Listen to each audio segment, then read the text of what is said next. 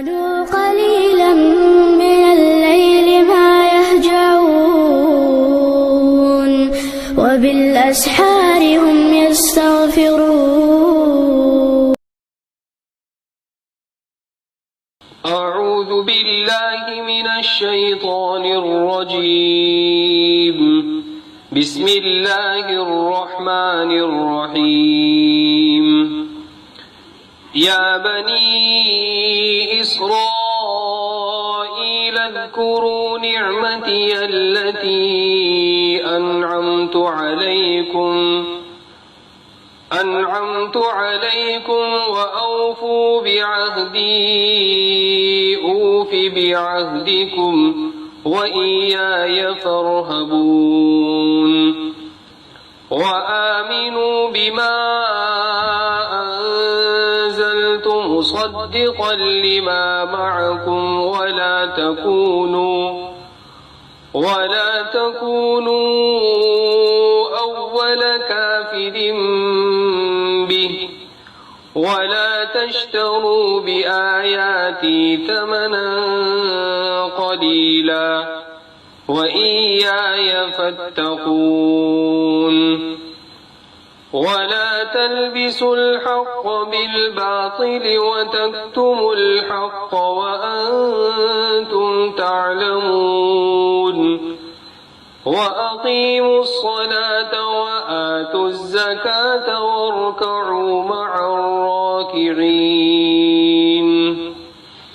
أتأمرون الناس بالبر وتنسون أنفسكم وأنتم تتلون الكتاب أفلا تعقلون. واستعينوا بالصبر والصلاة وإنها لكبيرة إلا على الخاشعين الذين يظنون أنهم ملاقو ربهم وأنهم إليه راجعون. صدق الله العظيم.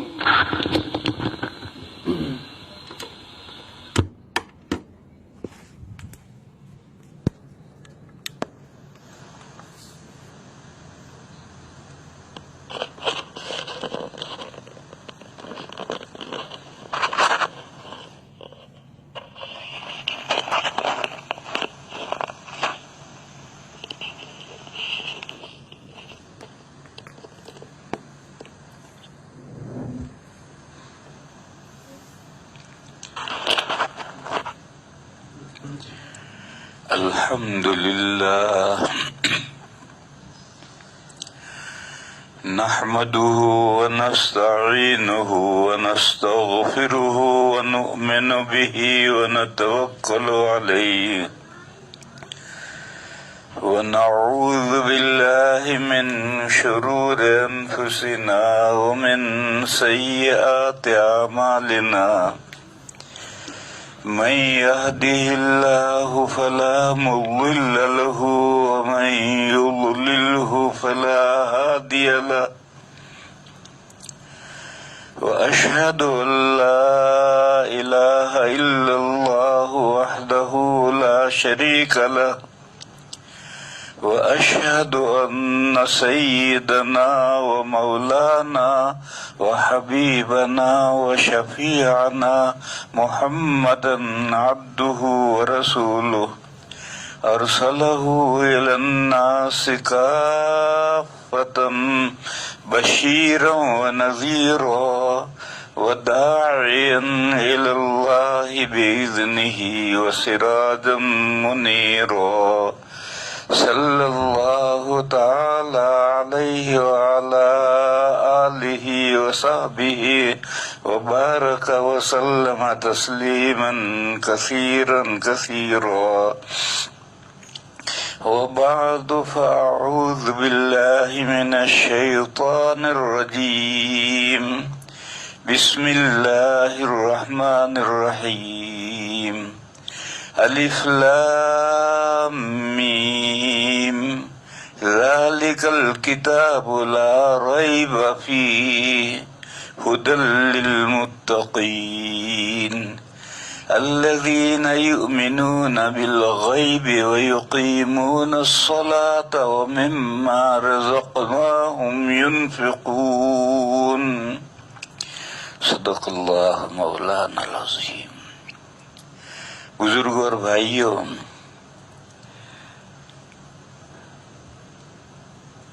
ایمان کے لواحق میں سے نماز اور روزے کا ذکر، نماز اور زکوٰۃ کا ذکر کیا جا رہا۔ عبادات بدنیہ دو ہیں، نماز اور روزہ، یہ دونوں بدن کی عبادت ہیں۔ ان دونوں عبادتوں میں مقصود اتعاب نفس ہے، اپنے آپ کو تھکانا ہے، روزے میں بھی اور نماز میں بھی۔ اور زکوٰۃ یہ مالی عبادت ہے، اس میں جس پر زکوٰۃ واجب ہے اس کے حکم سے، اس کے اجازت سے کوئی دوسرا زکوٰۃ ادا کر دے تو بھی جائز ہے۔ بیوی کے زیورات ہیں،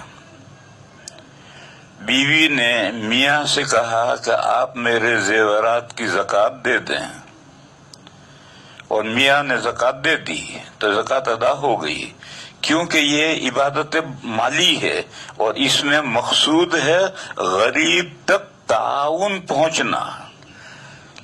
تو چاہے بیوی زکوٰۃ اپنے زیورات کی دے یا اس کی طرف سے اس کا شوہر زکوٰۃ دے، غریب تک تعاون پہنچ گیا، لہذا صحیح ہے۔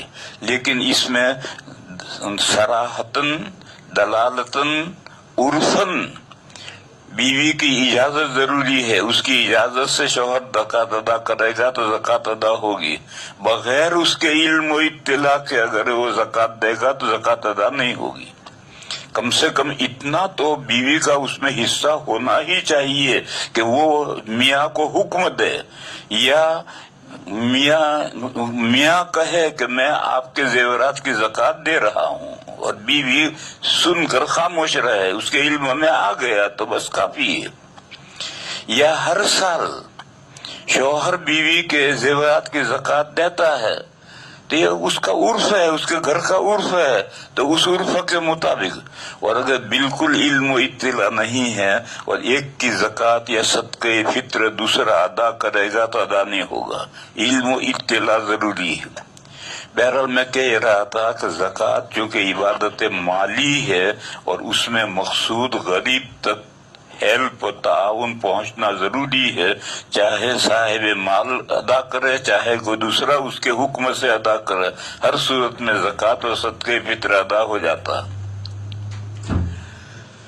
اور عبادت بدنی میں، نماز میں اور روزے میں مقصود اپنے آپ کو تھکانا ہے، لہذا عبادات بدنیہ میں خود عبادت کرنی ہے، دوسرے کو وکیل بنا دیا، دوسرے کو ذمہ داری سونپ دی کہ آپ یہ میری طرف سے عبادت کر لیں، اس طرح سے عبادت کر کے نائب بنانا وکالت کا جائز نہیں، کیونکہ شوہر صبح اٹھا، بیوی اٹھی، شوہر پڑھا ہے، اس نے بیوی سے کہا میری بھی فجر کی 2 رکعتیں تو پڑھ لیجیے، یہ جائز نہیں ہے، اس لیے کہ اگر بیوی پڑھے گی تو بیوی تھکے گی، شوہر تو پڑھا پڑھا کھراٹے لے رہا ہے، اس کو کیا تکلیف پہنچی۔ اس لیے عبادت بدنی میں توکیل اور نیابت جائز نہیں۔ البتہ حضرت امام احمد علیہ الرحمہ ایک مسئلے میں گنجائش رکھتے ہیں کہ اگر کسی پر منت کے روزے ہوں، مرد پر یا عورت پر، اور وہ مر جائے تو نیابتاً اس کا وارث روزے رکھ سکتا ہے، منت کے روزے رکھ سکتا ہے، اور ان کی دلیل بخاری شریف کی ایک حدیث ہے۔ لیکن امام احمد علیہ الرحمہ کے علاوہ دوسرے 3 فقہا کہتے ہیں کہ نہیں، منت کے روزے اگر میت پر باقی ہیں تو اس میں بھی وارث نیابتاً روزے نہیں رکھ سکتا ہے۔ البتہ वारिस कफारा दे सकता है। जैसे आदमी जिंदगी में बूढ़ा हो जाए बहुत ज्यादा या बीमार हो जाए बहुत ज्यादा और सही होने की, तंदुरुस्त होने की उम्मीद न हो तो फिदिया दे सकता है। ऐसे जो आदमी मर गया तो अब अदा करने की कोई सूरत नहीं है, तो उसकी वसीयत से या बगैर वसीयत के वरसा फिदिया दे सकते। तो मन्नत के रोजों का भी वरसा फिदिया दे सकते हैं, उसकी तरफ से नाइब बन करके कज़ा रोजे नहीं रख सकते हैं। बहरहाल ये हजरत इमाम अहमद अलैहिर्रहमा की एक राय है और उनके मानने वाले उस पर अमल करते होंगे, लेकिन बाकी 3 फुक़हा की राय ये है कि इबादत बदनिया में वकालत नियाबत नहीं होती है।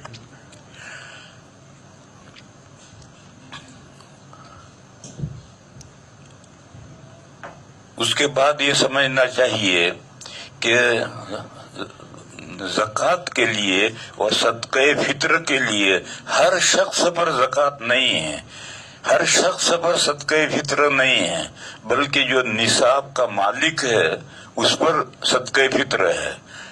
सदक़े फित्र में निसाब का मालिक होना जरूरी है, हौलाने हौल जरूरी नहीं है। और ज़कात में निसाब का मालिक होना जरूरी है, फिर उस निसाब पर 1 साल गुजर जाए तब ज़कात अदा करना फर्ज होता है। निसाब का मालिक होते ही ज़कात वाजिब हो जाती है, लेकिन ज़कात अदा करना फर्ज होता है जब निसाब उसके पास 1 साल रहे, हौलाने हौल हो जाए तब ज़कात निकालना जरूरी होता है। बस सदक़े फित्र का एक निसाब है और एक ज़कात का निसाब है। सदक़े फित्र का जो निसाब है वो छोटा निसाब कहलाता है और ज़कात का जो निसाब है बड़ा निसाब कहलाता है। उसूल फ़िक़्ह की इस्तिलाह में ये जो छोटा निसाब है इसे कुदरत मुमक्किना वाला निसाब कहते हैं, यानी वो निसाब जिसकी वजह से आदमी के लिए हुक्म शरई पर अमल करना मुमकिन हो जाता है, कुदरत मुमक्किना। और बड़ा जो निसाब है ज़कात वाला वो कुदरत मुयस्सरा वाला निसाब कहलाता है, यानी वो निसाब के जिससे अल्लाह के हुक्म पर अमल करना आसान हो जाता है। बहरहाल ये 2 निसाब हैं, एक बड़ा निसाब है एक छोटा निसाब है। छोटे निसाब के साथ 5 अहकाम मुताल्लिक हैं और बड़े निसाब के साथ 6 अहकाम मुताल्लिक हैं। मैं वो दोनों निसाब आपको बतलाता हूँ, इसे लोग आम तौर पर इन निसाबों को न जानते नहीं हैं। सबसे पहले बात ये जाननी चाहिए कि निसाब में चांदी का निसाब मोतबर है। चांदी का निसाब है 200 दिरहम। 200 दिरहम के होते हैं 52.5 तोला चांदी। अब वो 52.5 तोला चांदी वाला जमाना भी गया, अब है 612 ग्राम चांदी। 612 ग्राम चांदी या उसकी जो कीमत है वो है निसाब।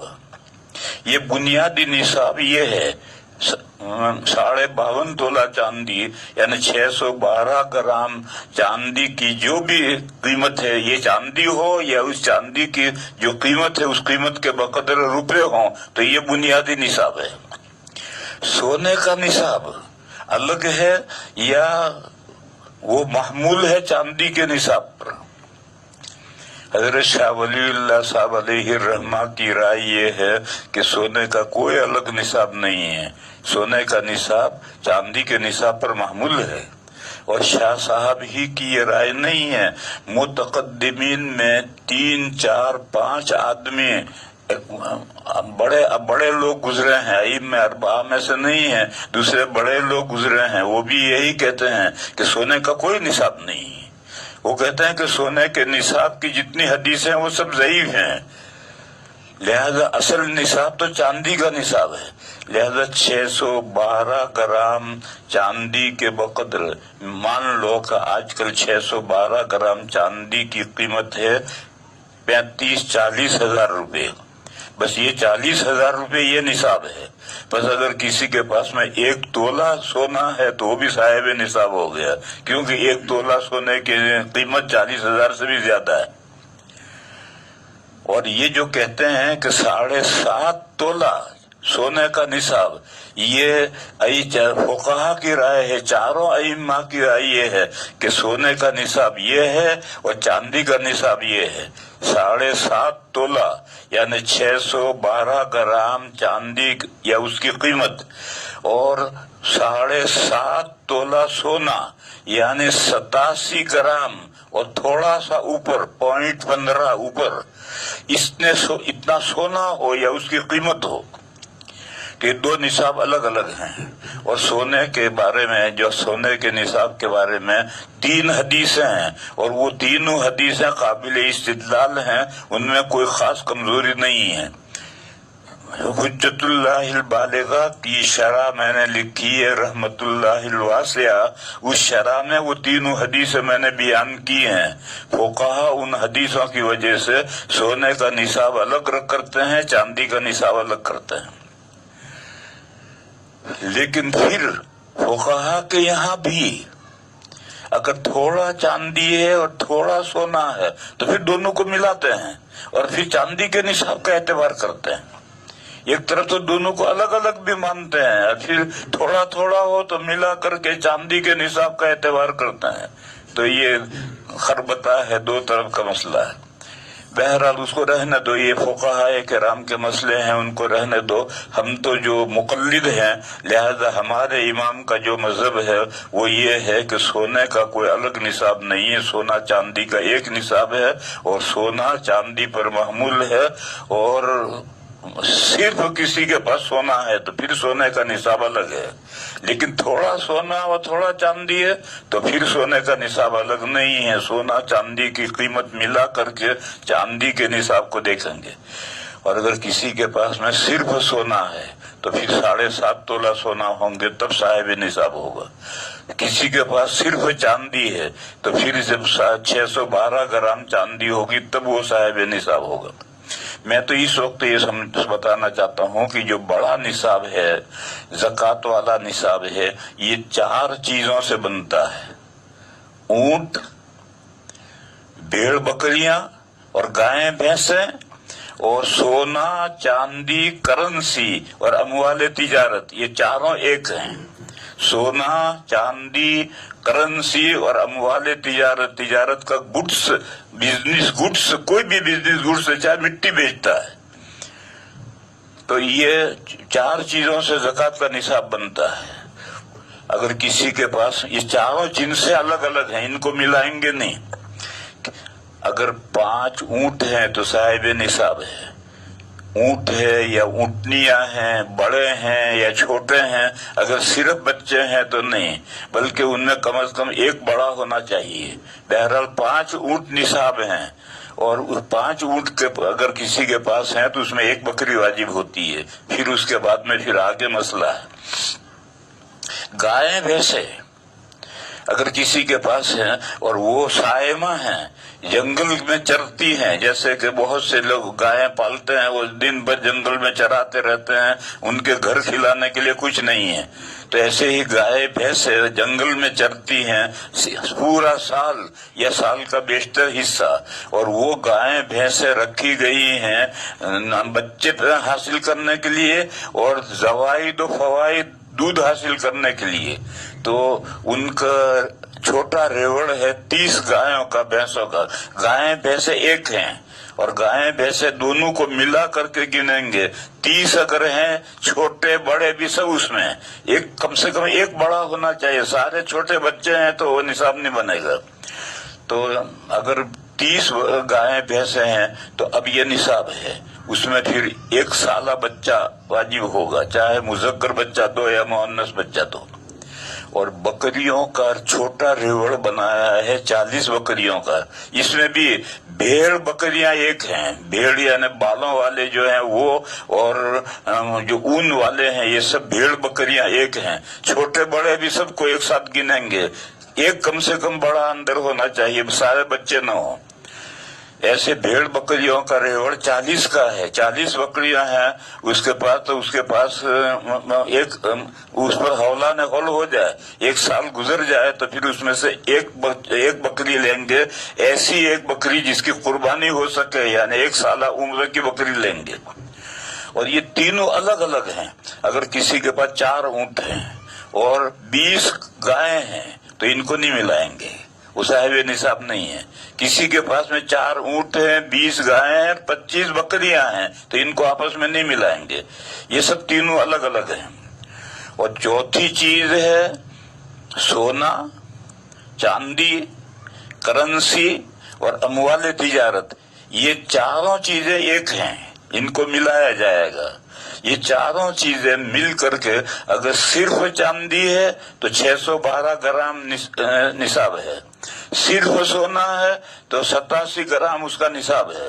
لیکن تھوڑی چاندی, تھوڑا سونا, تھوڑے روپے, تھوڑا تجارتی سامان ہے تو پھر سب کی قیمت لگا کر کے لسٹ بنا کر کے دیکھیں گے. اگر 612 گرام چاندی کے بقدر اس ہو گیا تو صاحب نصاب بن گیا. یہ بڑا نصاب ہے. اس بڑے نصاب کے ساتھ 6 احکام متعلق ہیں اور ایک دوسرا چھوٹا نصاب ہے. چھوٹے نصاب میں ضروریات زندگی کو الگ کرو, اس کے علاوہ جتنی بے ضرورت چیزیں ہیں سب کی قیمت لگا کر کے دیکھیں گے کہ 612 گرام چاندی کی قیمت کو پہنچتے ہیں یا نہیں پہنچتے. سب چیزیں گنی جائیں گی. ایک عورت ہے, اس کے پاس میں 5, 6, 7, 8 جوڑے تو سلے ہوئے ہیں اور وہ پہنتی ہے کبھی کبھی, اور اس کے علاوہ پورا بکس بھرا ہوا ہے, اس میں جوڑے رکھے ہوئے ہیں, اس کو سلے بھی نہیں ابھی. تو یہ جو زائد کپڑے ہیں یہ بھی نصاب میں گنے جائیں گے, ان کی قیمت بھی نصاب میں گنی جائے گی. گھر میں برتن ہیں, بہت سے برتن ہیں جس کو کبھی کبھی استعمال ہوتے ہیں. بعض پرانے زمانے کے برتن رکھے ہوئے سال بھر میں کبھی استعمال نہیں ہوتے, وہ برتن بھی گنے جائیں گے. اسی طریقے پر مکان ہیں تو مکان رہنے کے بقدر, خود رہنا ہو, جانور ہو, ان کے لیے مکان رکھو, یہ تو مستثنا ہے. اس کے علاوہ جو مکان ہیں چاہے تو خالی پڑے ہوں یا کرائے پر دیے ہوں, ان کی قیمت بھی نصاب میں لگے گی. وہ جو کرائے پر دے رکھے ہیں اگر اس کرائے سے اس کا گھر چلتا ہے تو پھر جتنا مکان کے کرائے سے گھر چل رہا وہ تو ضرورت میں ہے. لیکن جو گھر چلنے کے لیے جن کا کرایہ ضروری نہیں ہے, وہ مکان جو کرائے پر دیے گئے ہیں ان کی قیمت بھی نصاب میں لگے گی. اسی طرح سے ایک آدمی کے پاس زمین ہے تو اتنی زمین کہ جس سے فیملی کا گزارا ہو سکتا ہے اتنی زمین کو تو ایکسپٹ کرو. اس کے سے زائد زمین ہے تو وہ زمین بھی قیمت لگ کر نصاب میں لگے گی. یہاں مفتی صاحبان ضروریات زندگی میں موبائل کو نہیں لیتے. بعض موبائل 25, 30, 50 ہزار کے ہوتے ہیں, وہ کہتے ہیں یہ ضرورت سے زائد ہیں. وہ لوگ کار کو بھی ضروریات میں نہیں لیتے. کار شہر میں, بامبے جیسے شہر میں تو کار ضروری ہے, لیکن دیہاتوں میں کیا ضروری ہے؟ بس ایک آدمی کے پاس کار ہے تو وہ ضروریات میں سے اس کو نہیں لیتے ہیں. اسی طریقے پر ٹی وی کو بھی ضروریات میں نہیں شمار کرتے. وہ مفتی کہتے ہیں کہ ان سب کی قیمتیں لگاؤ, نصاب میں لگیں گی اور وہ چھوٹے نصاب کا مالک بنے گا. لیکن میں اس میں ذرا توجہ برتتا ہوں کہ یہ جو ٹی وی ہے یہ شہروں کے اندر ضروری سی ہو گئی ہے, کیونکہ اگر ٹی وی گھر میں نہیں ہوگی تو بچے بھی دوسرے گھروں میں جائیں گے, آوارہ ہوتے ہیں. کار اگرچہ دیہات میں کار کی ضرورت نہیں ہے مگر کار بھی چاہیے.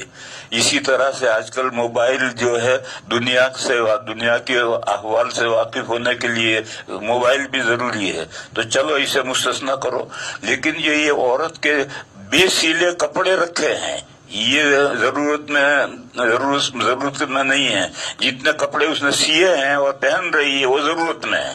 اور جو سسرال سے ملے ہوئے ہیں یا میکے سے ملے ہوئے جوڑے ہیں جو ابھی تک سیے ہی نہیں ہیں وہ ضرورت سے زائد ہیں, اس کی قیمت لگ کر نصاب میں آئے گی.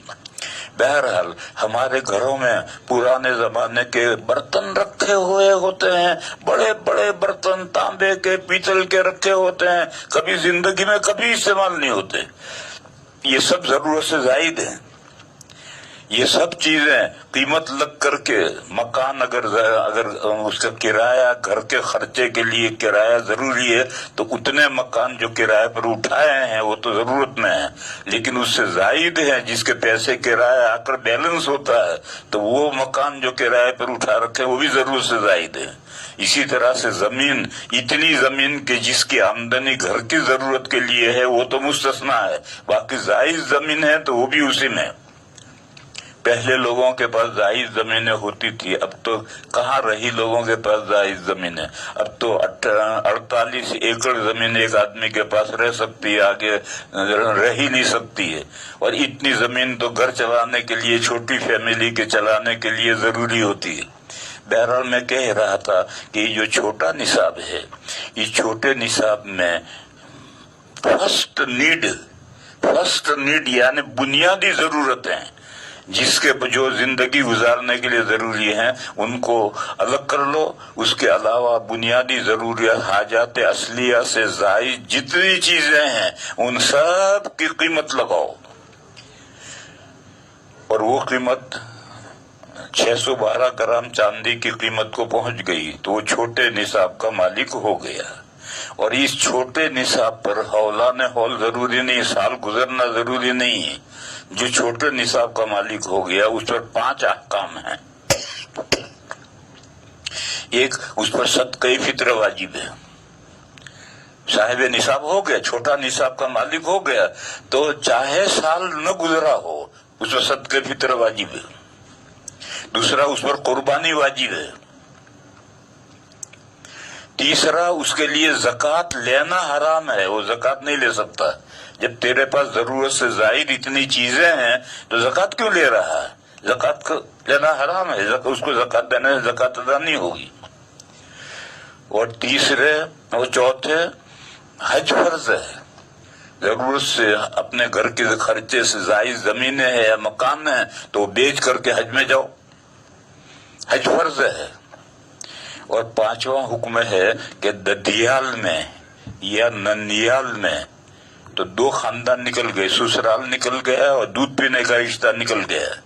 ددیال اور ننیال، ان 2 خاندانوں میں جو محرم ہیں یعنی جن سے نکاح کبھی بھی جائز نہیں ہے، بھائی ہے، بہن ہے، پھوپھی ہے، خالہ ہے، ماموں ہے، وہ اگر غریب ہیں اور ان کو معذور ہے اور ان کے پاس کوئی شکل کمانے کی گزارے کے نہیں ہے، لولے ہیں، لنگڑے ہیں، اپاہج ہیں، نابینا ہیں، تو پھر ان کا خرچہ اس صاحب نصاب پر واجب ہے کہ اس کا خرچہ دو۔ اس کو لوگ جانتے ہی نہیں۔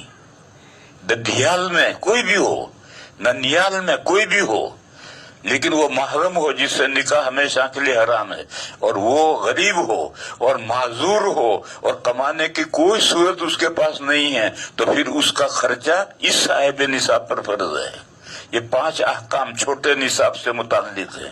جو بھی چھوٹے نصاب کا مالک ہے، اور اس پر ہولان ہول بھی ضروری نہیں ہے، چھوٹے نصاب کا مالک ہوا تو صدقہ فطر ادا کرو، قربانی ادا کرو، زکوٰۃ نہیں لے سکتے ہو، حج فرض ہو گیا، حج کے بقدر پیسے ہوں تب حج فرض ہوتا ہے۔ زمین بیچ کر، مکان زائد زمین بیچ کر، زائد مکان بیچ کر اگر حج کے بقدر پیسے ہوں تب حج فرض ہوتا ہے۔ اسی طرح سے ذی رحم محرم، ددیالی یا ننیالی ذی رحم محرم ہو اور معذور ہو اور وہ کمانے کی اس کے لیے اندر استطاعت نہ ہو تو اس کا خرچہ فرض ہے، اس کا خرچہ اس کو صاحب نصاب کو دینا پڑے گا۔ یہ 5 احکام تو اس چھوٹے نصاب سے متعلق ہیں۔ اس چھوٹے نصاب کا جو مالک ہے اس پر زکوٰۃ نہیں ہے۔ اور بڑا جو نصاب ہے، جو اونٹوں سے بنتا ہے یا بکریوں سے بھیڑ بکریوں سے بنتا ہے یا گایوں بھینسوں سے بنتا ہے یا سونا چاندی کرنسی اور اموال تجارت سے بنتا ہے، اس سے جو نصاب بنتا ہے اس پر یہ 5 احکام تو ہے ہی۔ 6واں حکم یہ ہے کہ جب سال پورا گزر جائے اور 1 سال تک تمہارے پاس یہ نصاب رہے تو اب مقررہ جو زکوٰۃ ہے، اونٹوں میں مقررہ زکوٰۃ ہے 5 اونٹ میں 1 بکری، گایوں بھینسوں میں 30 میں ایک سالہ بچہ، اور بکریوں میں 40 بکریوں میں ایک بکری. اور یہ جو 4 چیزیں ہیں، سونا، چاندی، اموال تجارت اور کرنسی، ان میں 40واں، یعنی 40 روپے میں سے 1 روپیہ زکوٰۃ ادا کرو. یہ کب ہے؟ اس کے لیے سال گزر جائے، یہ نصاب کا مالک ہونے کے بعد میں پورا سال اس کے پاس نصاب رہے. نصاب میں سے زائد گھٹتا بڑھتا رہا اس کا اعتبار نہیں، لیکن نصاب کم نہیں ہو جانا چاہیے. اگر اس نصاب میں بھی گھٹ گیا سال کے بیچ میں تو پھر اس کا اعتبار نہیں ہے. پھر جب دوبارہ نصاب مکمل ہوگا تب سے سال پورا گنا جائے گا. اور اگر نصاب سے زائد گھٹتا بڑھتا رہا تو اس کا کوئی فرق نہیں پڑتا. نصاب اس کے پاس رہنا چاہیے، پورا سال مکمل نصاب اس کے پاس رہ جائے تو اس کے پاس میں وہ 5 احکام تو ہیں ہی، ان 5 احکام کے ساتھ زکوٰۃ نکالنا فرض ہے. تو اللہ تعالی نے ارشاد فرمایا وَمِمَّا رَزَقْنَاهُمْ يُنْفِقُونَ. اہل علم جانتے ہیں کہ من یہ تبیزیہ ہے. ما رزقناہم، جو ہم نے ان کو روزی دی ہے اس میں سے بعض کچھ خرچ کرتے ہیں. دیکھو میرے بھائیوں اور میری بہنوں، ہمارے پاس 2 چیزیں ہیں. ایک تو ہمارا نفس ہے، ہمارے جسم ہے، جان ہے، اور ایک ہمارے پاس میں مال ہے. یہ جان اور مال یہ دونوں ہمارے نہیں ہیں، یہ اللہ نے ہمیں دیے ہیں. جان بھی دی ہے، بدن بھی دیا ہے، مال بھی دیا ہے، مالک بھی بنایا ہے. لیکن مالک بنانے کے بعد پھر اللہ تعالیٰ نے اسے خرید بھی لیا ہے. لیکن خرید کر کے بھی ابھی ہے، وہ جان بھی ہمارے پاس ہے، مال بھی ہمارے پاس ہے. اور سورہ توبہ میں آیت ہے ان اللہ اشترى من المؤمنین انفسهم واموالهم بان لهم الجنہ. بے شک اللہ تعالی نے مومنین سے ان کی جانوں کو اور ان کے اموال کو خرید لیا ہے جنت کے عوض میں، یعنی پرائس، قیمت، ثمن جنت ہے. اور مبی ہماری جان اور مال ہیں، تو ہم نے اپنی جان اور مال اللہ کو بیچا، اللہ خریدا رہے ہیں، اور وہ اس کے عوض میں ہمیں کیا دیں گے؟ جنت دیں گے. ان اللہ اشترى من المؤمنین انفسهم واموالهم بان لهم الجنہ. اب یہ جان، جسم ہمارا بدن اور جان اور نفس ہمارے پاس ہے، مال بھی ہمارے پاس ہے، مگر ہمارا نہیں، اس کو ہم بیچ چکے ہیں، مگر ہے ہمارے پاس. لہذا بائے کہے گا، مشتری خریدنے والا کہے گا کہ ہم یہ جو تمہارے پاس میرا مال ہے اور جان ہے، اس کو یہاں خرچ کرو، وہاں خرچ کرنا ہے. اور اب ہمارا تو حق ہے، اس کی جو قیمت جنت ملے گی اسی میں ہمارا حق ہے. اس کے بعد پھر آیت کریمہ میں یہ ہے کہ جان خرچ کرنے کی تو ایک جگہ متعین ہے، اور مال خرچ کرنے کی کوئی جگہ متعین نہیں ہے، بہت جگہ ہیں. اور قرآن کریم میں، سارے قرآن کریم میں ان مالوں کو خرچ کرنے کے تذکرے آئے ہیں. اور اس کے علاوہ احادیث شریفہ میں بھی مال کہاں کہاں خرچ کرنا چاہیے اس کا تذکرہ آیا ہے. اس لیے اس آیت میں اس کا تذکرہ نہیں کیا گیا کہ مال کہاں خرچ کرنا ہے، البتہ جان کہاں خرچ کرنی اس کا ذکر آیا. ان اللہ اشترى من المؤمنین انفسهم واموالهم بان لهم الجنہ یقاتلون فی سبیل اللہ. اللہ کے دین کی سربلندی کے لیے دشمنان اسلام سے لوہا لیتے ہیں. یقاتلون فی سبیل اللہ، اور میدان میں اترتے ہیں مرنے کے لیے نہیں، مارنے کے لیے. یقتلون و یقتلون، قتل کرتے ہیں اور قتل کیے جاتے ہیں. یعنی مرنے کے لیے نہیں میدان میں اترے، مارنے کے لیے اترے ہیں، لیکن مرنا بھی پڑ سکتا ہے. بہرحال یہ جان خرچ کرنے کی ایک معین جگہ ہے، اس کا ذکر ہے. یقاتلون فی سبیل اللہ فیقتلون و یقتلون. مال کہاں خرچ کرنا ہے، اس کے لیے دوسری جگہ قرآن میں دیکھو، حدیثوں میں دیکھو کہاں کہاں مال خرچ کرنا ہے۔ جان خرچ کرنے کی ایک جگہ متعین تھی، لہذا اس کا تذکرہ اس آیت میں کیا۔ ٹھیک ہے، ہم خرچ کریں گے، وعدے کے مطابق جان بھی خرچ کریں گے، مال بھی خرچ کریں گے، اس کی پرائس وہ کب ملے گی؟ ہمیں جو قیمت ہے جنت وہ کب ملے گی؟ فرمایا کہ اس کا وعدہ ہے، اور وعدہ سچا وعدہ ہے، اور تورات میں بھی یہ وعدہ تھا، انجیل میں بھی وعدہ تھا، اور قرآن میں بھی وعدہ ہے۔ وعدن علیہ حقا فی التوراۃ والانجیل والقرآن۔ میں نے پہلے بھی بتلایا تھا کہ بڑے کاروبار جہاں ہوتے ہیں بامبے جیسے، وہاں کوئی چیز خریدی جائے تو خریدنے کے بعد 15 دن میں پیمنٹ کرنا ہوتا ہے، اور یہ 15 دن میں پیمنٹ یہ کیش پیمنٹ کہلاتا ہے، اس کو ادھار نہیں کہتے ہیں۔ اسی طریقے پر اللہ تعالیٰ نے جو ہم سے یہ جان اور مال خریدے ہیں، اور وعدہ ہے کہ ہم جنت دیں گے، یہ سچا وعدہ ہے، اور وہ 15 دن نے ایک دن پورا ہونے سے پہلے پہلے وہ وعدہ پورا ہو جائے گا، جنت دیں گے اللہ۔ دیکھو میرے بھائیو، یہ جو ٹائم ہے، اس ٹائم کی مثال ربڑ جیسی ہے۔ ایک انچ کا ربڑ لو، اس کے 2 کنارے سے پکڑ کر کے کھینچو تو 1 بالش کا ہو جائے گا، پھر اس کو چھوڑ دو تو 1 انچ کا ہو جائے گا۔ اسی طرح سے یہ ٹائم ہے، یہ ٹائم ربڑ کی طرح سے کھینچ دیا گیا ہے۔ اور قرآن کریم میں ہے کہ اللہ تعالی کے یہاں کا 1 دن اور یہاں کے 1000 سال برابر ہیں، یعنی وہاں کا جو 1 دن ہے اس کو یہاں کھینچ کر کے 1000 سال بنا دیے۔ اسی لیے اس دنیا کے اندر تو آدمی جب زمانہ گزر جاتا ہے تو 60 سال کا ہو گیا، 70 سال کا ہو گیا، 80 سال کا ہو گیا، بڈھا ہو گیا، پیر گھسیٹنے لگا۔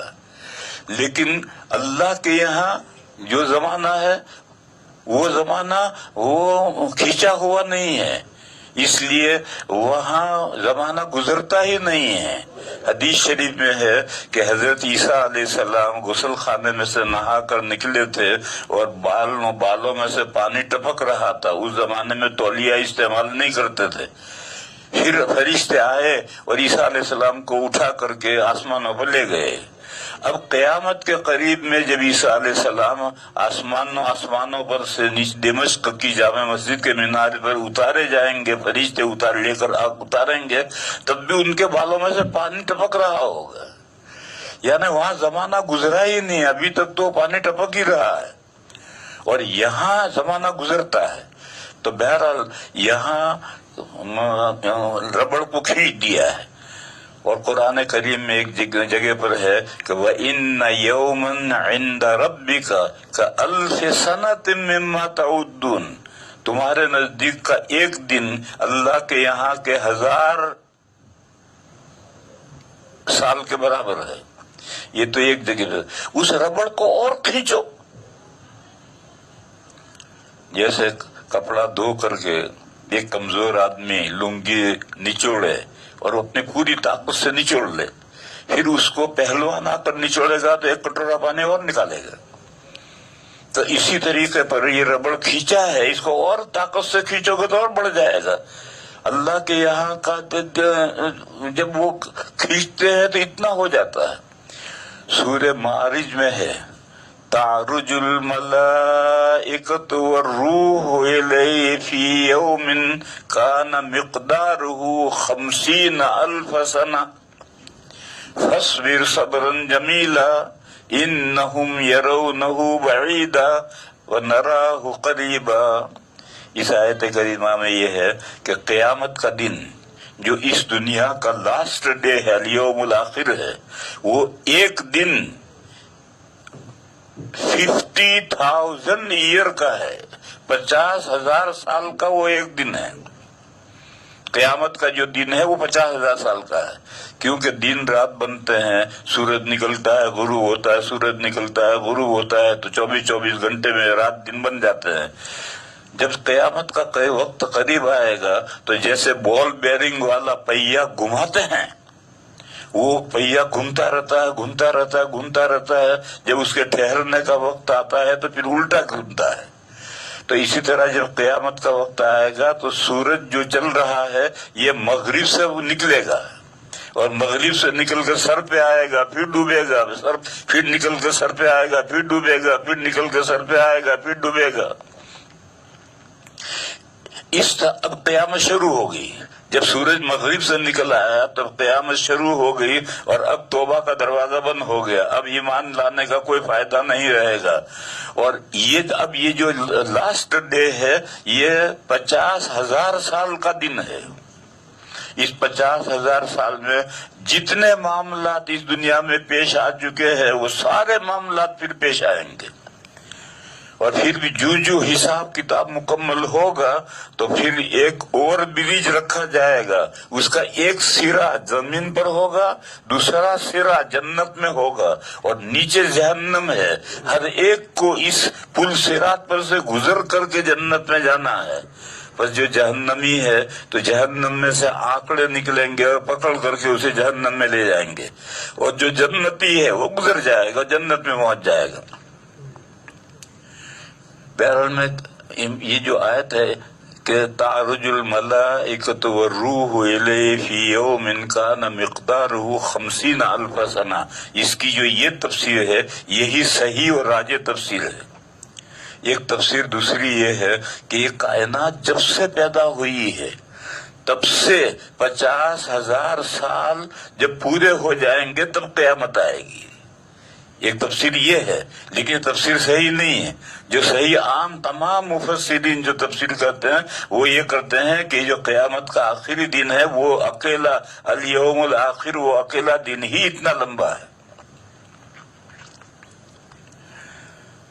مجھے تو میں بھائیو یہ سمجھا رہا تھا کہ زمانہ لمبا یہاں ہے اور گزرتا یہاں ہے، دوسری دنیا میں یہاں سے کہ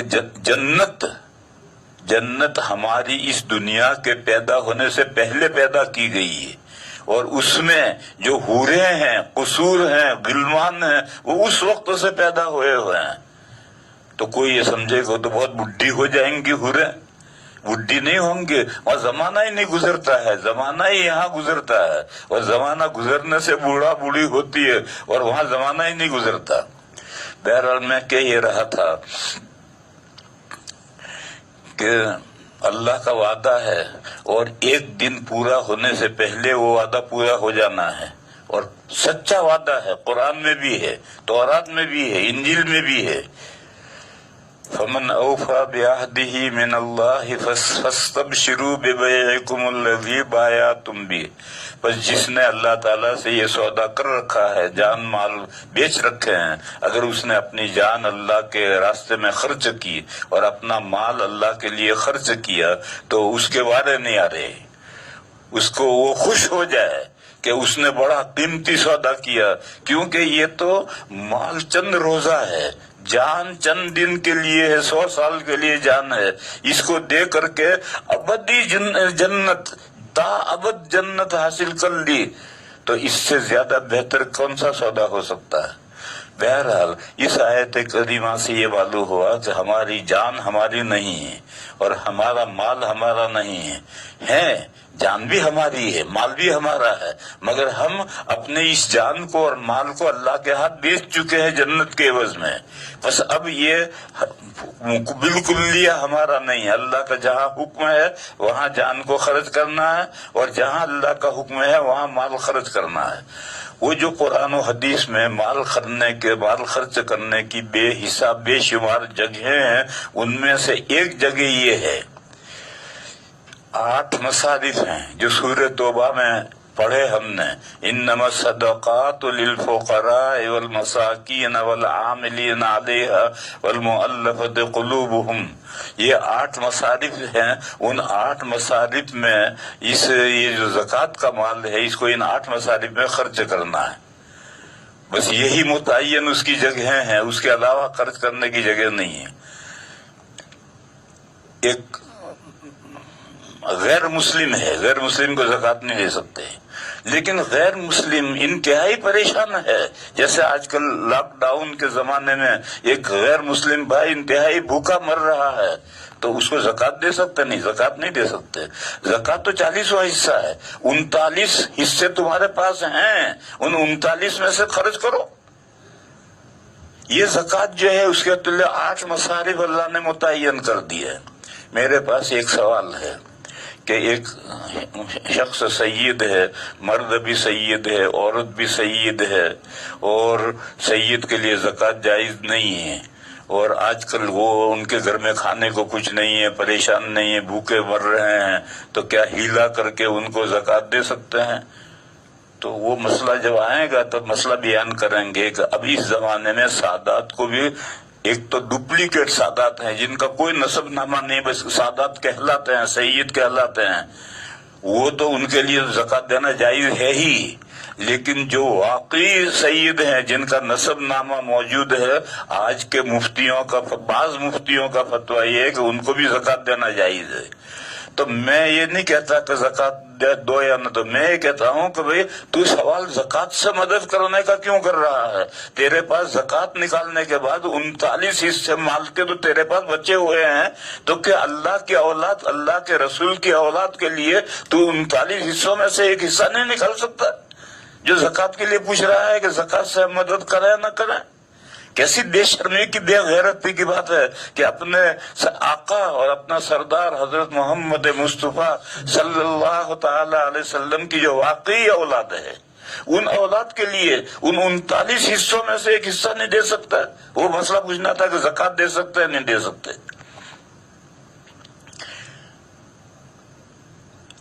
تو میں یہ کہہ رہا تھا کہ اس کے مصارف متعین 8، اس میں یہ ہے کہ غیر مسلم کو آپ زکوٰۃ نہیں دے سکتے.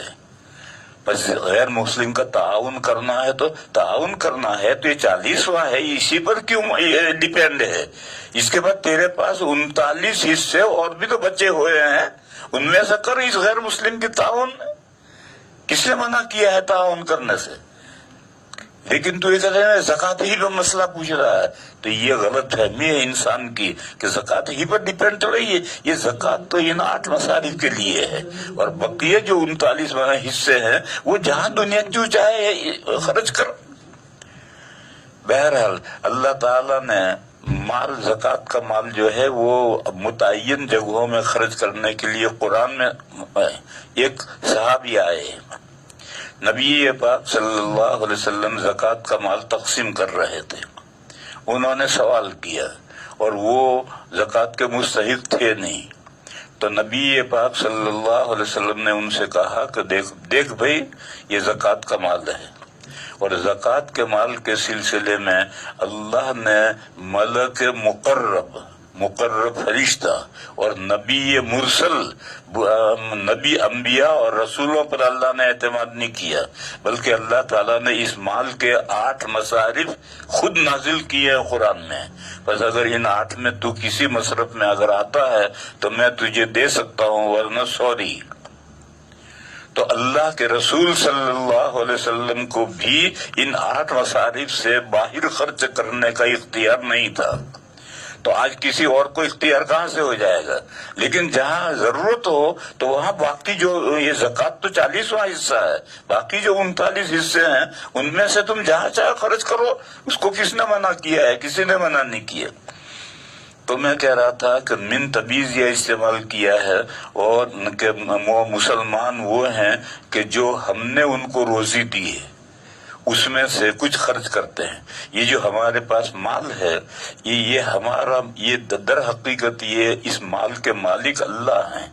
اللہ نے تو ہمیں اس میں ڈپیوٹی بنایا ہے، مالک بنایا ہے.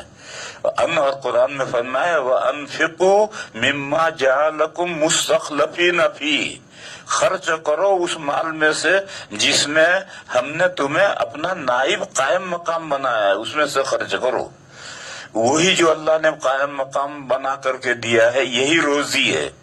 लिहाजा फरमाया वमिम्मा रज़क़नाहुम युनफ़िक़ून, वो मुसलमान वो हैं जो अल्लाह के दी हुई रोजी में से कुछ खर्च करते हैं। जितना अल्लाह ने खर्च करने के लिए कहा है उतना खर्च करते हैं। ज्यादा खर्च करो लेकिन इससे कम नहीं। तो ये दो इबादतें हैं। मैं ये कह रहा था कि एक इबादत तो है बदनी है, वो दो इबादतें हैं, नमाज और रोजा। देखो हमारे अंदर दो चीजें हैं, एक हमारी बॉडी है और एक हम अंदर बॉडी के अंदर रूह है। रूह की तरबियत के लिए नमाज है और बदन की तरबियत के लिए रोजा है। इसीलिए रोजे की जहाँ आयत आई है वहाँ ये कहा है कि अगर तुम रोजे रखोगे, जैसा पिछली तमाम उम्मतें रोजे रखती आई इसी तरह से तुम रोजे रखोगे तो तुम तंदुरुस्त रहोगे, बीमारियों से, हर तरह की बीमारियों से बच जाओगे। और इसीलिए फाका सबसे ज्यादा, और फाके के साथ अगर रोजे की नीयत है तो सवाब का सवाब, फाका का फाका और सवाब का सवाब। तो ये 1000 बीमारियों की एक दवा है रोजा। तो बदन की सेहत के लिए रोजा है और रूह की परवरिश के लिए नमाज है। ये दो इबादतें हैं। और दूसरों की सहायता, दूसरों की ताउन, दूसरों की मदद के लिए, गरीबों की मदद के लिए ज़कात रखी है। और एक इबादत रखी है जिसमें माल भी खर्च होता है, बदन भी खर्च होता है, और वो हज है जो बदन और माल से मुरक्कब है। उसमें बदन भी खर्च होता है, माल भी खर्च होता है। ये इबादत जो है वो महबूब से मुलाकात के लिए महबूब के घर जाओ। अब अल्लाह के घर तो जा नहीं सकते, अल्लाह तो गैबुल गैब है। तो उसका जो पैकर महसूस है मक्का मुकर्रमा में काबा शरीफ, वहां जाओ और वहां जाकर के मरासिम जो इबादत के हैं वो अदा करो। यूं 4 इबादतें अल्लाह ताला ने, ये 4 इबादतें अरकान अरवा रखे हैं, नमाज, ज़कात, रोजा और हज। बहरहाल मैं ये कह रहा था कि जो असल मुझे समझाना था, लोग ये नहीं जानते कि निसाब 2 है, एक छोटा निसाब है, एक बड़ा निसाब है।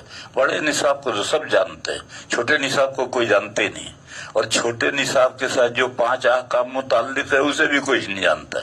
और उनमें भी अगर जानते भी हैं तो ज़कात और कुर्बानी को, सदक़े फितर को जानते हैं। ये जो ददियाल और ननियाल के माजूरों का खर्चा फर्ज है इसको तो कोई जानता भी नहीं, और हज फर्ज है इसको तो कोई जानता ही नहीं। लोग ये समझते हैं कि जब इतने पैसे आएंगे कि हज हो, और जमीन बहुत सारी है, मकान बहुत सारे हैं, वो तो कहा वो तो है, लेकिन मेरे पैसे में हज के लिए जाने के लिए बकदर नहीं है। तो इसलिए मैंने ये 2 निसाब बतलाए कि एक छोटा निसाब है उसके साथ 5 अहकाम मुताल्लिक हैं, एक बड़ा निसाब है उसके साथ 6 अहकाम मुताल्लिक हैं। ये जहन में रख करके लोग सवाल करने लगे हैं, ऐसे सवाल जो उनको मुझसे नहीं करने चाहिए। मैं दारुल इफ्ता खोल कर नहीं बैठा हूँ। एक साहब ने पूछा कि एक आदमी का इंतकाल हुआ, इतने लाख रुपए तरका है और ये वारिसा है, तो किस वारिस को क्या मिलेगा? तो मैंने कहा किसी दारुल इफ्ता से पूछो। यहाँ बॉम्बे में भी मुफ्ती सईद साहब हैं, मुफ्ती अजीजुर रहमान साहब हैं और बहुत से मुफ्ती, उनसे पूछो। नहीं तो देवबंद से पूछो, ऑनलाइन पूछो। एक बंदा पूछ रहा है कि एक इमाम साहब ने पढ़ा सुम्मा रददनाहु अस्फला साफिलीन अल्लज़ीना आमनू, इल्ला छोड़ दिया, तो नमाज हुई या नहीं हुई? अरे भाई ये मसले मुझसे पूछने के थोड़े हैं, ये पूछो दारुल इफ्ताओं से, वो बतलाएंगे मसले। मैं तो यहाँ मोटी मोटी दीन की बातें बतला रहा हूँ जो आप हजरात या तो जानते नहीं हैं या पूरी तफसील से नहीं जानते। मैं बारीक बारीक छोटे मसले दारुल इफ्ता से जो ताल्लुक रखने वाले मसले हैं वो बताने के लिए मैं नहीं बैठा हूँ। व आखिरु दावाना अनिल हम्दुलिल्लाहि रब्बिल आलमीन।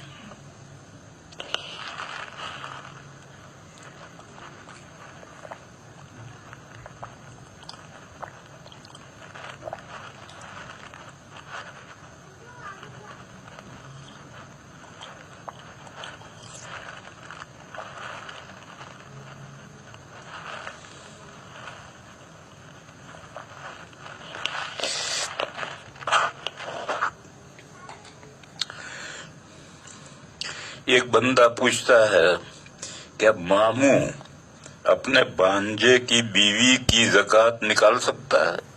یہ مسئلہ میں نے ابھی سمجھا دیا کہ زکوٰۃ میں حالت اختیار میں بھی نیابت ہو سکتی ہے اور حالت اضطرار میں بھی نیابت ہو سکتی ہے۔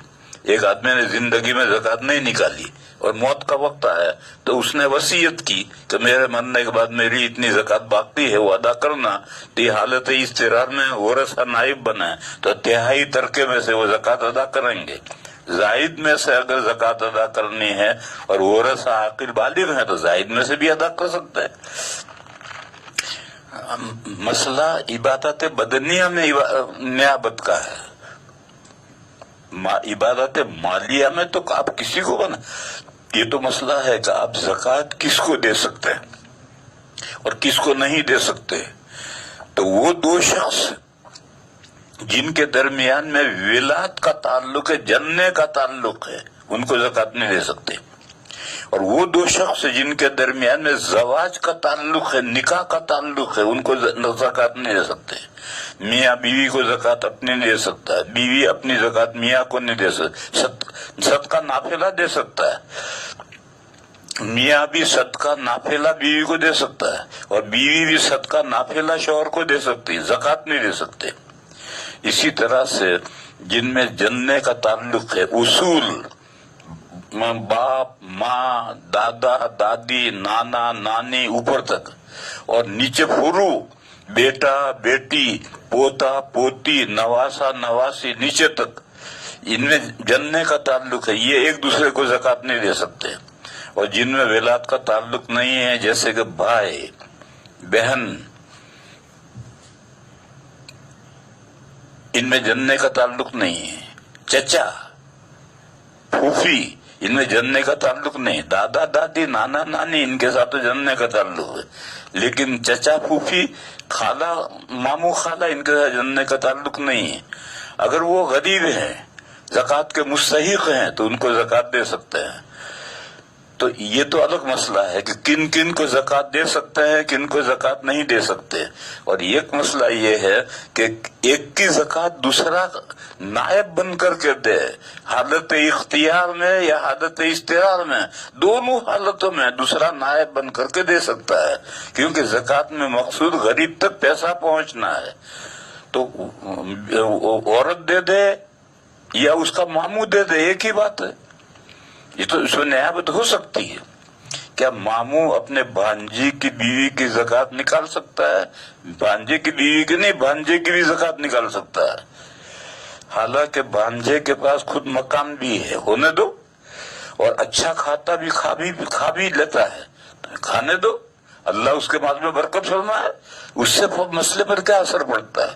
مسئلہ تو ہے زکوٰۃ میں ہر حال میں، باپ نے بیٹے سے کہا بیٹا میرے مال کی زکوٰۃ دے دے، بیٹے نے ابا سے کہا ابا میرے مال کی زکوٰۃ دے دے، جائز ہے، نیابت صحیح ہے۔ اسی طرح سے صدقۃ فطر یہ زکوٰۃ کے حکم میں ہے، صدقہ فطر ایک کا صدقہ فطر نیابتاً دوسرا کوئی بھی دے سکتا ہے۔ بس یہ مسئلہ الگ ہے کہ کن کن کو زکوٰۃ دینا جائز نہیں ہے، وہ مسئلہ الگ ہے، اور ایک زکوٰۃ و صدقہ فطر کے لیے دوسرا نائب بنا ہے، بغیر امر و اطلاع کے اگر کوئی زکوٰۃ ادا کرے گا تو نہیں ہوگی، لیکن حکم دیا یا اجازت دی یا دلالتاً عرفاً اجازت ہے تو پھر وہ زکوٰۃ دے سکتا ہے۔ اس کے بعد ایک مسئلہ پوچھتا ہے کہ ایک شخص کا سفر میں سال پورا ہوتا ہے، پھر وہ ایک ایسے کاروبار میں شریک ہوا جس کاروبار کا سال رمضان پر پورا ہوتا ہے، بس اب یہ اپنا سال بجائے سفر کے رمضان پر لے جانا چاہے تو لے جا سکتا ہے نہیں لے سکتا ہے؟ یہ سوال ہے کہ کون سے رمضان پر لے جانا چاہتا ہے؟ سفر سے پہلے جو رمضان گزر گیا وہاں لے جانا چاہتا ہے، یا سفر کے بعد جو رمضان آئے گا وہاں لے جانا چاہتا ہے؟ اگر سفر سے پہلے جو رمضان گزر گیا اس رمضان میں لے جانا ہے تو کوئی مسئلہ ہی نہیں ہے، یہ تو زکوٰۃ واجب ہونے سے پہلے زکوٰۃ دے رہا ہے، دے کون منع کر رہا ہے؟ اور اگر سفر کے بعد جو آئے گا 8 مہینے کے بعد جو رمضان آئے گا وہاں لے جانا چاہے تو پھر اب جو یہ زائد زمانہ اس کی زکوٰۃ الگ سے دینی پڑے گی. یہ سفر زکوٰۃ ادا کرتا تھا, آگے جتنے مہینے ہیں ان کی زکوٰۃ ان کا بھی حساب کر کے زکوٰۃ دینا ہو. تو آگے رمضان میں لے جاتا ہے تو مسئلہ کھڑا ہوتا ہے, اور اگر پچھلے رمضان پہ لے جاتا ہے تو کوئی مسئلہ ہی نہیں. لاک ڈاؤن کی وجہ سے کام کاج معطل ہو گیا ہے. لاک ڈاؤن کی وجہ سے کام کاج معطل ہو گیا ہے. مجھے لوگوں نے بتلایا کہ شراب کی تو دکانیں کھل گئی ہیں. کہاں معطل ہو گیا؟ خوب شراب پی رہے ہیں لوگ, اور گھر میں کچھ کھانے کو نہیں ہے. کیا ایسے لوگوں کو زکوٰۃ کی رقم دی جا سکتی ہے؟ یہاں وہی مسئلہ آتا ہے کہ اگر چھوٹے نصاب کا مالک ہے تو اس کو زکوٰۃ دینا جائز نہیں. لیکن آج کل مصیبت یہ ہے کہ مفتی صاحب کہتے ہیں کہ موبائل ضرورت سے زائد ہے, ٹی وی ضرورت سے زائد ہے, گھر میں جو پرانے برتن بڑے بڑے تانبے پیتل کے رکھے ہیں یہ ضرورت سے زائد ہے, عورت کے پاس کپڑے ہیں وہ ضرورت سے زائد ہے. ابھی ان کو بیچنے کہاں بیچ کر کے گھر میں کھانا روٹی لائے گا؟ بیچنے جانے کے لاک ڈاؤن کے زمانے میں تو بیچ بھی نہیں سکتا. بس اس پریشانی کی صورت میں ایسے آدمی کو چاہے وہ چھوٹے نصاب کا مالک ہو اس کو زکوٰۃ کی رقم دی جا سکتی. لیکن اگر لاک ڈاؤن نہیں ہے تو اس کے بعد جو ضرورت سے زائد چیزیں ہیں ان کو بیچ کر اپنا گزارا کرے, زکوٰۃ کے پیسے کیوں لے؟ لیکن آج کل تو بیچ بھی نہیں سکتا, بیچنے کے لیے بھی کہا جائے گا. اس لیے آج کل کے زمانے میں اس کو زکوٰۃ دی جا سکتی. ایک آدمی ہے اس کی حالت اچھی نہیں ہے, وہی مسئلہ آیا کہ وہ سید ہے, مرد بھی سید ہے عورت بھی سید ہے, اور حالت اچھی نہیں ہے, بہت غریب ہے کمزور ہے, تو ہیلا کر کے اس کو زکوٰۃ دیں. تو اس سلسلے میں سمجھو کہ آج کل جو دنیا میں آج کل زکوٰۃ جو حرام تھی وہ 5 خاندانوں کے لیے حرام تھی.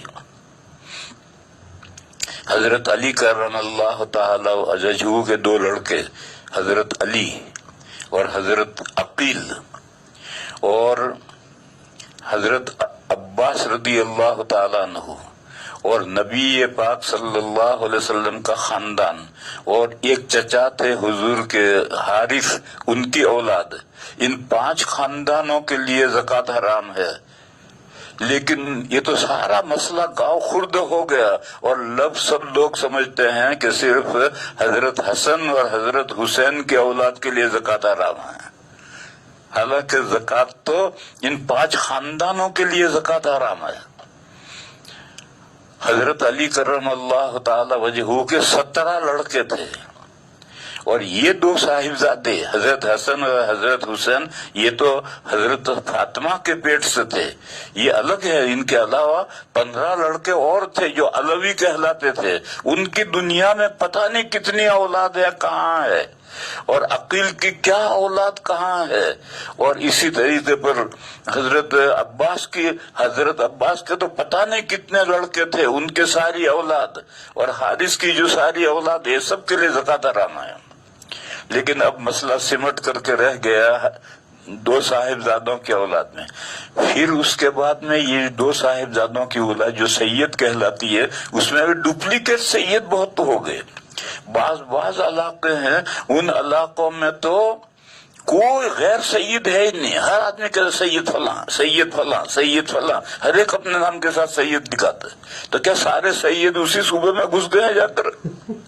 اور ایک ملک تو ایسا ہے کہ حبشی کہتے ہیں میں بھی سید ہوں. ارے بھی حضور کی اولاد میں یہ حبشی کالے کہاں سے آ گئے؟ اس لیے ڈپلیکیٹ سید بہت ہو گیا ہے.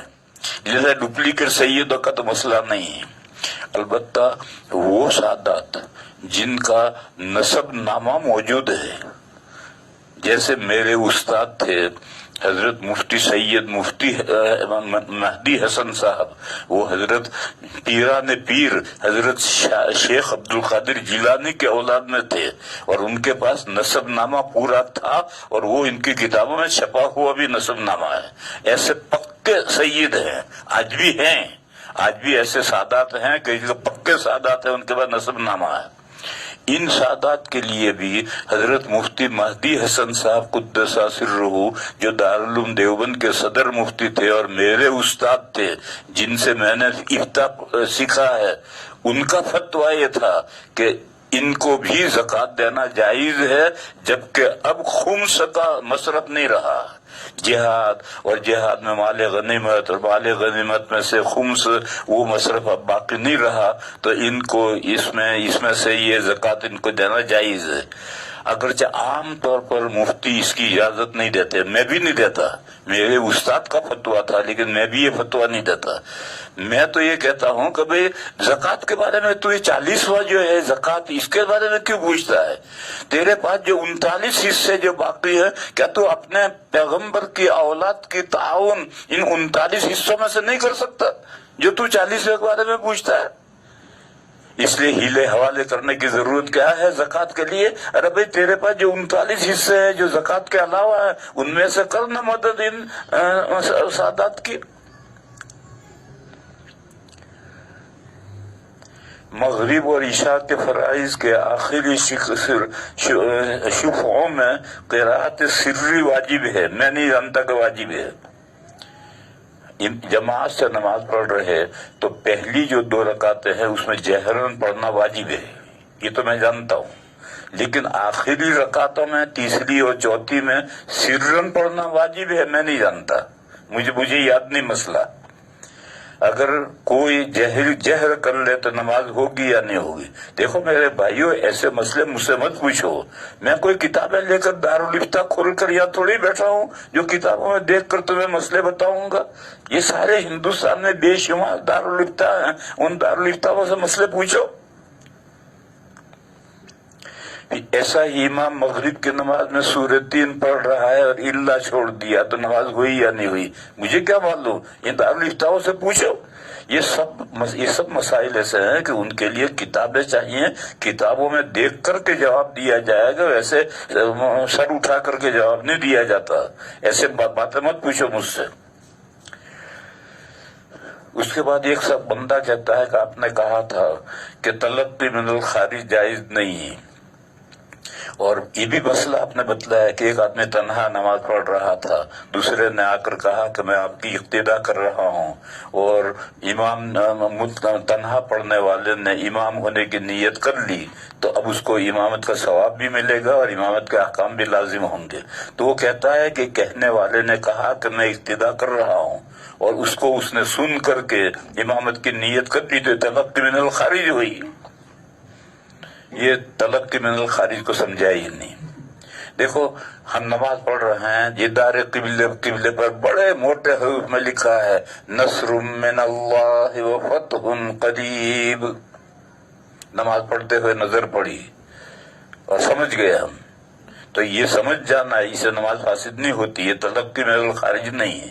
اگر آپ پڑھے، چاہے جہرن میں پڑھے سرن پڑھے، تو نماز فاسد ہوگی، لیکن نظر پڑھنے سے، سمجھ جانے سے نماز فاسد نہیں ہوتی۔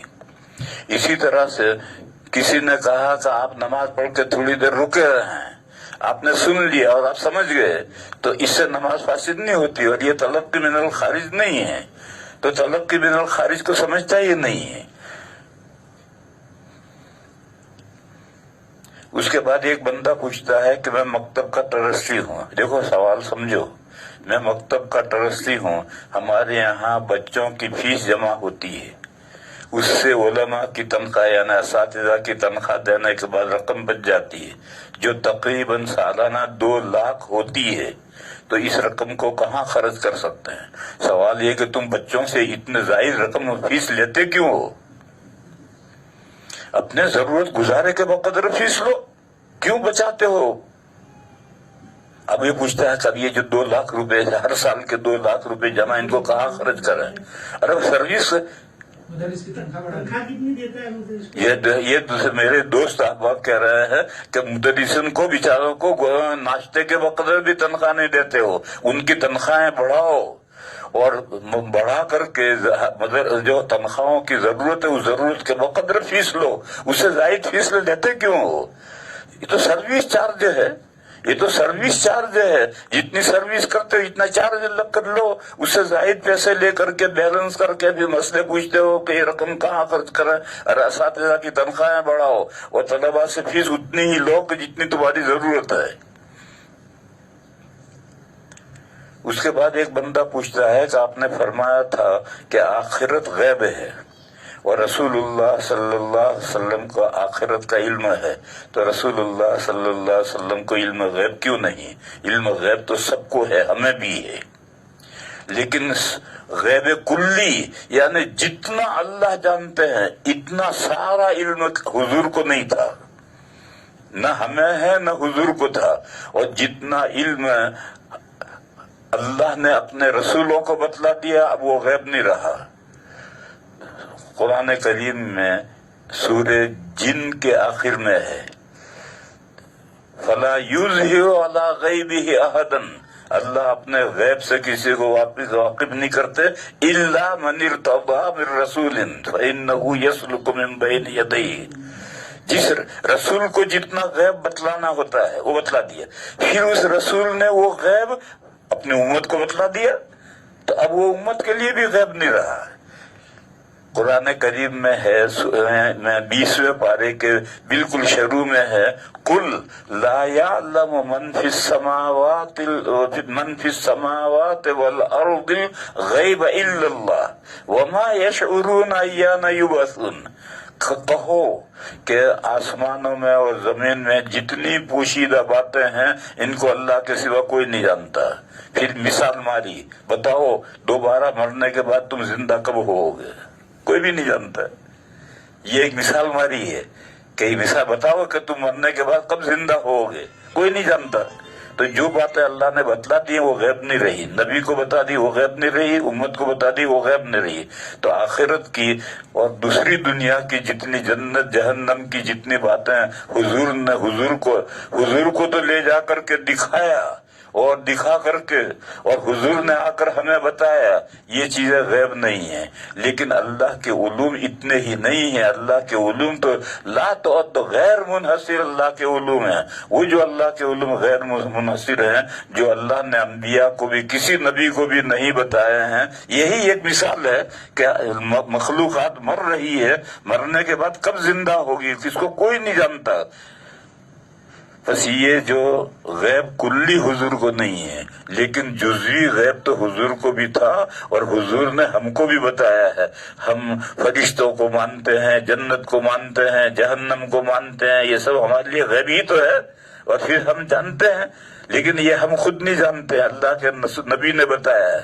اسی طرح سے اللہ کے نبی کو وحی کے ذریعے سے جو بتایا، دیکھو میں مثال دوں، یہ جو قرآن کریم ہے یہ حضور کے زمانے تک غیب تھا، یہ لوح محفوظ میں متمثل ہوا تھا، وہاں سے آگے نہیں تھا، بس لوح محفوظ میں ہی ہے، اور اس کو کوئی نبی نہیں جانتے تھے۔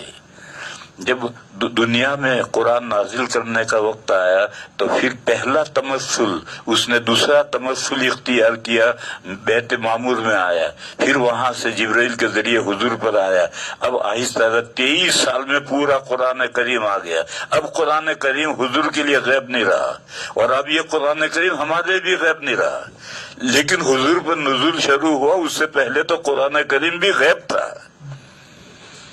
بس آخرت کی باتیں، یہ جو کہہ رہا ہے کہ آخرت غیب ہے، آخرت غیب ہے، یعنی اس کے سارے جزیات غیب نہیں ہیں، اس کے بہت سے جزیات، جنت، جہنم، فرشتے، عذاب، جو حدیثوں میں بیان کیا، قرآن میں بیان کیا گیا وہ غیب نہیں رہا، باقی جو باتوں کا بیان نہیں آیا وہ غیب ہے۔ تو رسول اللہ کو علم غیب کیوں نہیں؟ رسول اللہ صلی اللہ علیہ وسلم کو بے حساب غیوب کا علم اللہ نے دیا تھا، اور حضور نے اپنے علوم میں سے بہت سے ہمیں بھی بتلائے ہیں، لیکن سارے غیوب جتنا اللہ جانتے ہیں وہ سارے غیوب اللہ نے کسی کو نہیں بتلائے، اللہ نے اپنے حبیب کو بھی نہیں بتلائے ہیں۔ اور خود قرآن کریم میں ہے کہ 5 باتیں غیب کی چابیاں ہیں، یعنی ایک غیب ایک بہت بڑا محل ہے، وہ بند ہے، اس کا تالا بند ہے، اس کی چابی ہے، وہ چابی ہے 5 बातें हैं। मसलन एक बात यह है कि जब मियाँ बीवी मिलते हैं और नुत्फा मादर रहम में पड़ा, अब इस नुत्फे पर क्या क्या अहवाल गुजरेंगे कोई नहीं जानता, अल्लाह जानते हैं। ये नुत्फा ठहरेगा या गिर पड़ेगा, ठहरेगा तो बच्चा होगा नहीं होगा, होगा तो लड़का होगा लड़की होगा, उम्र दराज होगा, पैदा होते ही मर जाएगा, नेकबख्त होगा बदबख्त होगा, तंदुरुस्त होगा बीमार होगा, पता नहीं कितने अहवाल हैं। कुरान करीम में मन नहीं है। जो लोग अरबी जानते हैं वो समझ सकते हैं कि यालम मा फिल अरहाम, वो चीज जो बच्चा दानियों में है, यानी नुत्फा बच्चा दानियों में पड़ा, अभी वो माँ है यानी गैर ज़वील उकुल है, इस पर क्या क्या अहवाल गुजरेंगे।